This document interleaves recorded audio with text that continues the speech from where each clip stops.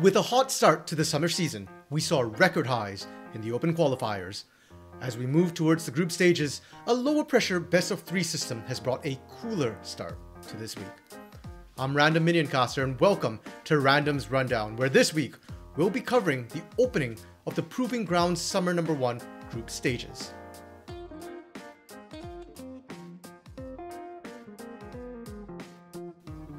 We got a bit of mixed results here in the group stages, with little to no real upsets and only a smattering of series that went the full 3 games. This was best shown in Group A with a mix of sun and clouds. We had media darlings DK Crew up against the undefeated 100 Thieves Knicks, and even with the support of fans, DK Crew were only able to create brief peaks of sunlight and hope against 100 Thieves Knicks. DK Crew's mid laner did especially well against Dark Wings, bringing the wind and the rain. But Dark Wings lived up to his name and was able to weather the storm, going unkillable, ending game 2 4-0 and 8, not a single death. Meanwhile, in the top lane, Sniper continues to build his legend as the premier top laner in Amateur, once again pulling off a turnaround on what started as a 1v2, but ended up heavily going 100 Thieves' way when the rest of the team showed up. The clear 2-0 in the first series of Group A was balanced out by the full 3 games of Maryville University versus Cincinnati Fear, as the high-pressure regions of Collegiate and Amateur respectively clashed to cause cloudy, overcast skies threatening rain. After building up strength in the top lane, Dragoon brought down the Thunder into the rest of the map, forcing Maryville to seek shelter and wait out the storm.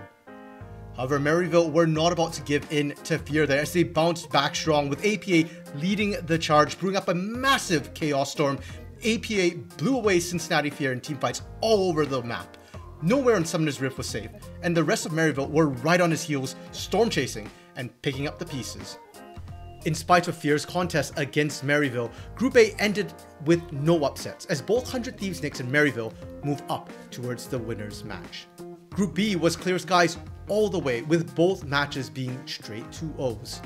In the third party versus Jake's Kitten series, third party struggled in lanes to get the momentum they needed to carry mid-game fights, and despite some individual incredible plays and fights, third party just couldn't connect them together to stir anything more than a slight breeze.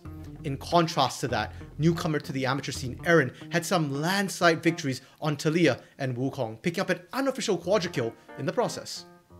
AoE Ginger Turmeric and Team Fish Taco started their games a lot slower, but all that build-up just served to erupt into bigger, fiercer fights as all that pressure came to a rapid head. Questions were asked of the newer Team Fish Taco players Limo and Toasty, and for me at least, they were answered. Limo especially had a strong early game, out-jungling his veteran counterpart Keel and finding unanswered early ganks.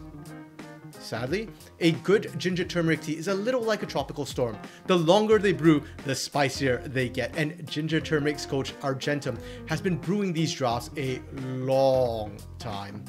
AoE Ginger Turmeric quietly soaked up the early pressure, and when they hit their breakpoints, they just started to crush team fights. Existence especially once more strongly exerted his own existence with a monstrous Lilia in Game 1, being the primary engage, tank, damage dealer, and Thanos all rolled into one. With smooth sailing there, Group B wraps up week 1 of the group stages, seeing Jake's Kittens and AoE Ginger Turmeric facing off next week for the playoff ticket. If you prefer wilder weather and upsets galore, spoiler, this week wasn't for you. However, Group C is probably what you're looking for, with tornadoes of action aplenty. Starting with AoE Esports versus 300, this one could be described as a bit of a grudge match or a family feud, as 300's manager Riley faced off against his former creation, AoE Esports. And as is only fitting for a match like this, nothing went fully to plan. Both teams had substitutes, with Loyal subbing in for Lynx on AoE and Naima replacing Perry for the series. Naima struck like a lightning bolt from the blue as he dominated the early game, taking over the map incredibly quickly, building up further momentum. He led them to a crushing 23-4 victory over AoE in Game 1. Sadly, for 300 though, lightning did not strike twice in this series, as Winston came back with all the fury of a hurricane, refusing to die and winning fights facing unfavorable odds. props to Zamudo as well, who had been steadily ramping up through the cores of the OQs and got to pop off on some carries, continuing AoE's legacy of top laners who can carry. And if you thought AoE versus 300 was nuts, Team Pending versus CLG Faith should have come with a tornado warning. Team Pending brought 3 distinct drafts, starting with an unorthodox Ivern Rengar for longtime partners Kitsuo and Robbie Bob. Having shaken up CLG Faith a little bit, Team Pending followed up with more standard teamfighting compositions to close out the series. But that short description does not do justice to CLG Faith, as the series was pretty close throughout, with Town in particular standing tall in the mid lane. As much as the faithful of CLG had hoped, prayed, and almost manifested, there were still no upsets in Group C. Both AoE and Team Pending moved one step closer to playoffs, while 300 and CLG Faith both enter their comfort zone at the edge of a cliff with their backs up against the wall. Don't let the final scores of Group D fool you. There was a moment where the perfect storm almost precipitated, but ultimately only manifested some scattered showers. In Evil Geniuses Prodigies versus AoE Randoms, the Randoms were anything but in Game 1, as they came in with a solid draft and game plan. On a smaller scale, they traded evenly against the higher seeded Evil Geniuses Prodigies, and on a larger scale, they managed to dominate the Dragons. But they're evil, and they're geniuses for a reason. EGP played the long con. On the critical Dragon Soul, they patiently waited out Geiger's Mega Narbar, and then collapsed like an unstoppable wave. Not only did they wash out AoE Randoms in Game 1, but they wiped out their mentals as well. The Randoms were unable to recover, and Game 2 felt more like an extension of Game 1's ending, as Evil Geniuses Prodigies successfully completed their plan.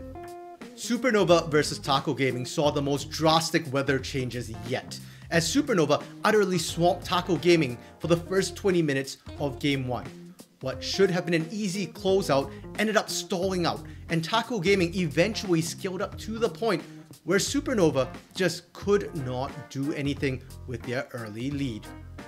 Things went from bad to worse, as learning from their mistakes, Taco Gaming took preemptive measures and not just turned the tides, but the tables as well, starting with an early invade to set the tone of Game 2. From there, it just snowballed as Gorica got off to a swimming start on Kog'Maw, maximizing his damage with his passive to get early kills. With Gorica fed, from there Rovex just had to keep him alive, and with some additional input from City Witty, Taco Gaming dived the bot lane repeatedly, and from there swept across the entire rift. A bit of a low pressure week, but enjoy the clear skies while you can. Because with the top teams from each group rising up, there's thunder and lightning on the horizon for next week. 4 teams will be granted playoffs, while 4 teams will exit the tournament. You can be sure that the teams will be pulling out all the stops. And all of this will be happening over on the Academy and Path to LCS channels starting Monday at 3 PM Pacific. This has been Random, and that's been The Rundown. I'll see you on the Rift.